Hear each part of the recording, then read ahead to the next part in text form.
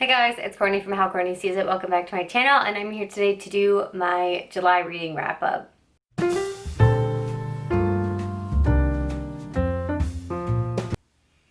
Alright, so as you guys can see, I am back in my home. It's a little bit differently rearranged. My bookshelves are actually in the office with me now, where they should be. So it's a lot easier for me to get books off the shelves and to film. But if you guys watched my June wrap up, you kind of have a little bit of info on what was going on, or if you are on my Instagram stories or my Instagram, you guys know what's going on. So our apartment flooded. Real brief synopsis. Everything was boxed, everything was gone. I was without my makeup and books for like a month. So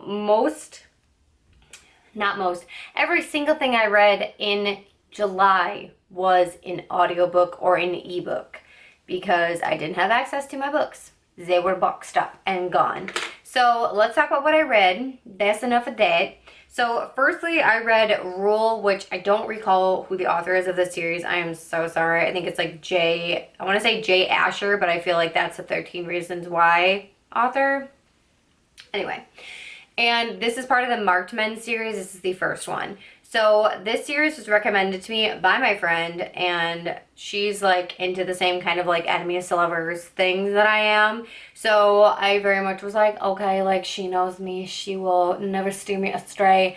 I don't know if like it's just because I have less of a thing for like tattoos and piercings. Like she's like very into tattoos and piercings, and I'm less into them, that I didn't think this book was as hot and steamy as she did. But I gave it a 3-star. It was good. I probably wouldn't read it again, but I did read the second book in the series, which is coming up in the next couple of items. So basically this book is about Rule. He's the character that this book is about, and he has a twin who died, and the twin's best friend is in love with him. It's a dual perspective book.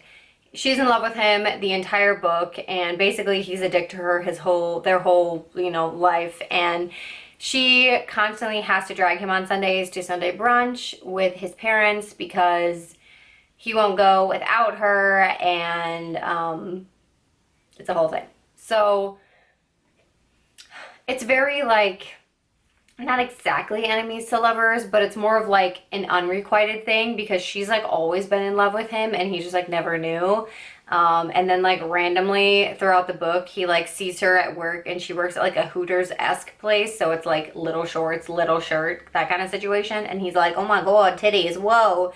And like realizes that she's like a lady, and they end up getting together. It's very cute and a little smutty, and it was nice. Okay, and then moving on. Like I said, it was a 3-star. Moving on, I read Mockingjay by Suzanne Collins, because last month, if you guys recall, I read Catching Fire after I finished Ballad of Songbirds and Snakes, because I thought, why not hurt myself more?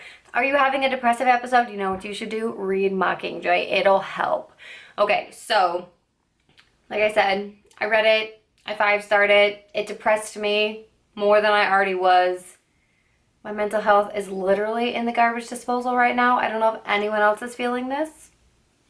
I am heavily feeling it, and sort of for like no reason. Like it's kind of just hit me all of a sudden that like it's halfway through the year, and like we should be like really on the cusp of like doing stuff for our wedding, and we're not being able to have our wedding, so we moved it to next year.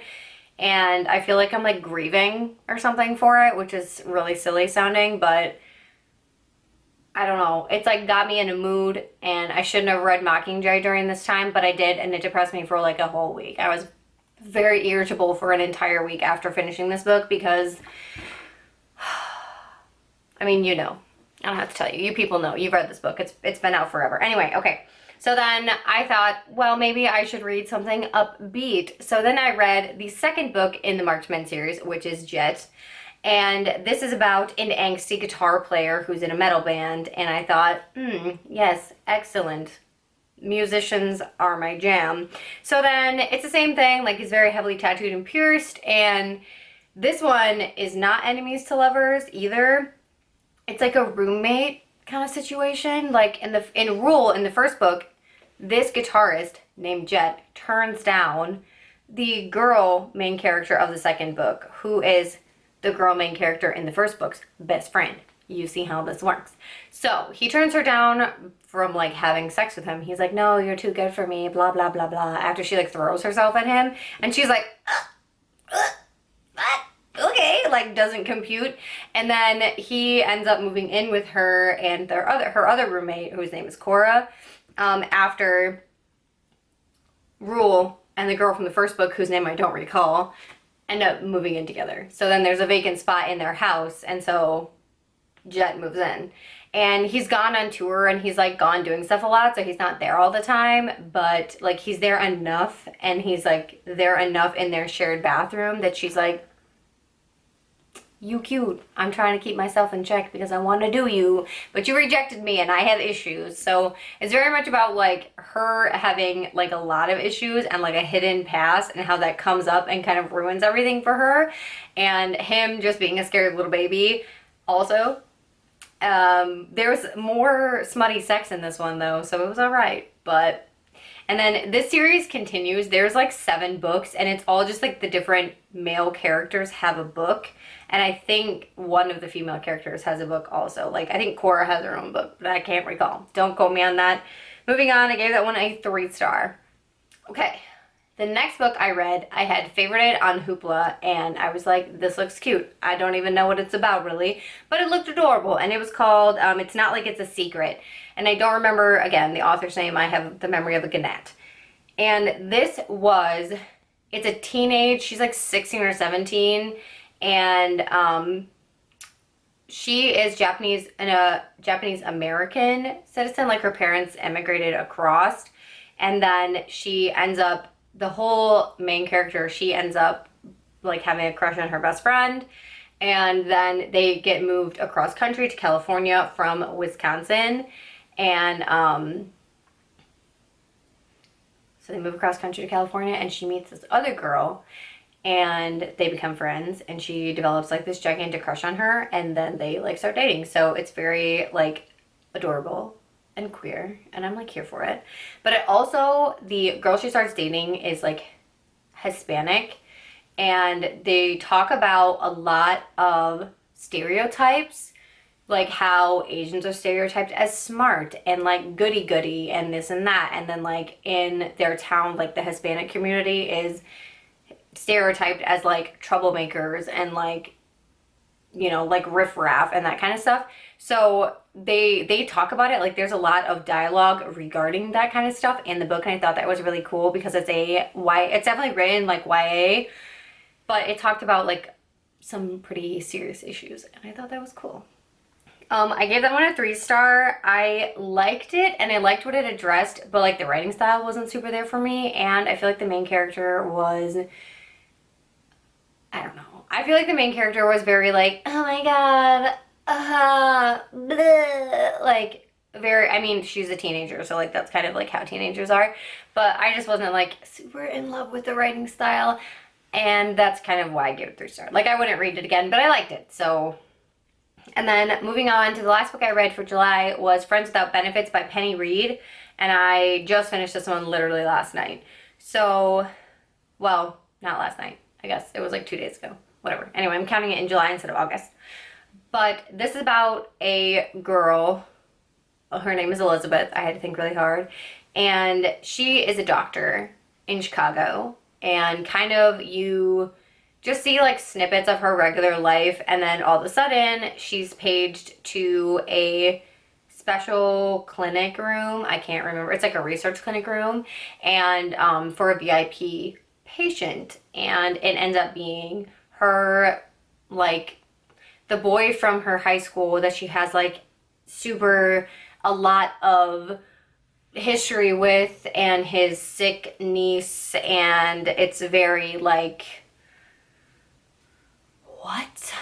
So basically they like tell you like little bits of like what happened throughout this whole thing, and the main character, who's a male, Nico, he is this like super sexy, super hot, really ripped, famous comedian who she gave her virginity to and who she was in love with, but then ran away from because her dad took her to Ireland after the summer after her boyfriend died of cancer. So like it's a lot to unpack there, right? So Elizabeth and Nico basically have known each other their entire lives, and they have this like hate thing going on because he's a boy and doesn't know how to express his emotions, so he bullies her and teases her and is mean to her to show her that she likes him, and she thinks he hates her. You've heard the story before, right? I've been there. Okay, so then Elizabeth ends up dating Nico's best friend, whose name is Garrett, and they're like, in love, blah, blah, blah. They're like 15, 16. And then Garrett is diagnosed with leukemia, and he ends up passing away before her junior year. So like, it's a whole thing, right? So she's distraught and sad. And then Nico ends up like coming through her window at night and just like cuddling her at night because she can't sleep without him. And, he's a bro, so he's like, yeah, you need me, and like keeps coming back, right? So then towards the end of the summer, right before she leaves, she climbs through his window and seduces him basically, and they do the thing, and then she just leaves and like doesn't return his calls or his letters or his emails, and just like drops off the face of the earth. And then like when she comes back to their tiny little town in Iowa, he has gone to New York to pursue a comedy career. Like he just like leaves, like he doesn't graduate high school and he just dips, which is confusing for me but I, if that's the only thing that doesn't really make sense, I let it go. So anyway, so as adults, they re-meet. It's the first time they're seeing each other, and then he just decides that they're gonna be friends, and like is going to, like win her over and get her back, even though he never had her in the first place. But so like as an adult, she's like, oh no, like I loved you once, I've never loved again. And like basically the whole thing is that she is afraid of having feelings for anyone else after Garrett because it would like tarnish his memory and like blah blah blah blah. So she's like a 27-year-old adult that's never had another relationship, and there's just like a lot. It was real cute. I gave it 4 stars. It was like serious. I had some feelings like reading this book. I literally cried at least twice. And like, again, I am depressed. So I just like feel like I need to repeat that because like I feel like everyone that reads this book is not going to cry. Like it's not a sad book or even like that deep that like you're gonna be like, oh my god, it's so touching, the storyline is so beautiful. Like, no, I'm just depressed and can't handle emotions right now. So like they obviously it's a romance book, so they end up together and they end up happy, and it's a whole thing. And I was just crying in the car on my way home from my parents' house yesterday or 2 days ago, whatever day it was. And like, it's just, I like books like this. That's why I read books like this specifically, because I know they're going to end happy, because I need happiness in my life at a time like this. All right, so I did not do a formal August TBR. I don't know if I'm going to do one, but if there is any feel-good, easy read books that you are like, girl, you need to read these because it will lighten your mood, it'll put a pep in your step, it'll put sunlight in your day, that kind of thing, let me know in the comments because I will definitely check them out. Thank you guys for hanging out with me. If you read anything in July that you were like, ooh, this is nice, you should read it, let me know in the comments too. I'd love to know what you guys read or what you're planning to read in August, because like I said, my August TBR is just kind of floating in the air. I'm gonna say I love you one more time, and now I'm really gonna go. Thanks guys for watching. If you want to hang out with me anywhere else, it's all down below in the description box, and you can also subscribe while you're down there to see my face more often, and I'll talk to you on the next one.